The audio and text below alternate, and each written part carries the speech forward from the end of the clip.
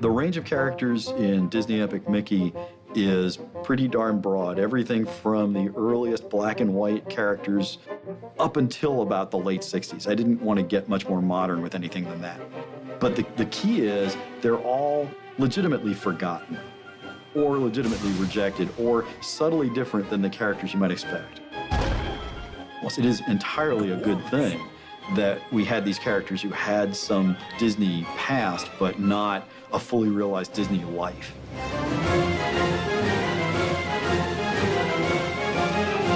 Deciding what to include in the game was really kind of nightmarish. I had a little bit of an advantage just because I really have studied cartoons for a long time, but I had a pretty good idea who I wanted in the game. Mickey Mouse has achieved the highest levels of success, fame, fortune, love in every medium he's tackled, except video games. Yeah, there have been some Mickey Mouse video games, but I want to make him a video game hero on par with the very best, with the Marios, the Sonics, the people think of when they think video games. And I'm hoping Disney Epic Mickey gets him there.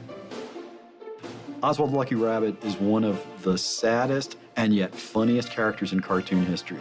He was the prototype for every cartoon rabbit that came after him, and yet completely forgotten.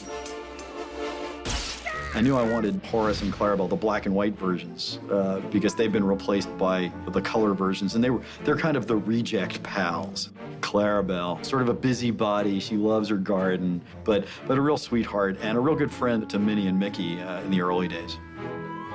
Horace is a terrific character, actually. He was probably the most versatile actor in Mickey's gang.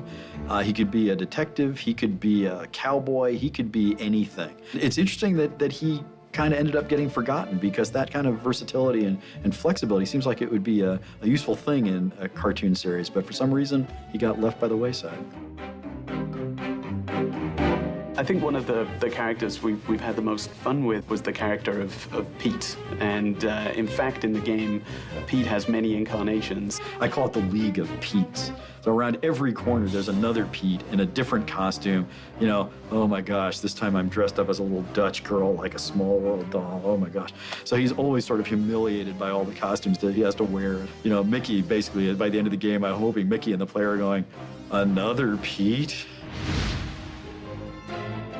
The gremlins in the game were just ideas. They were going to make an animation short off of them, and they never got to it.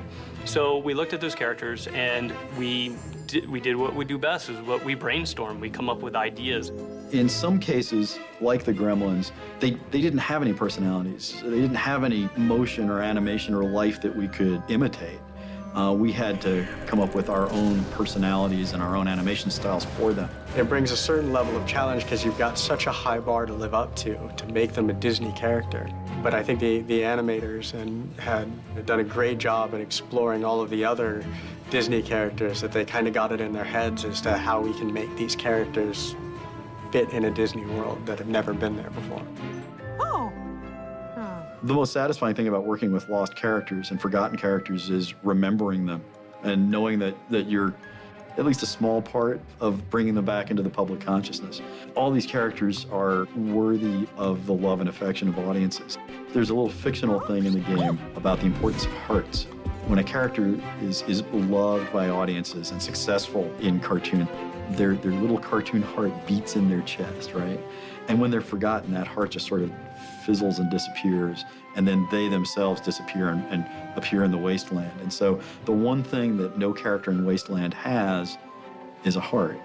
I get this picture when I think about Gus and old black and white Horace and the Mad Doctor, and I just feel in this weird sort of way that I'm giving them their hearts back.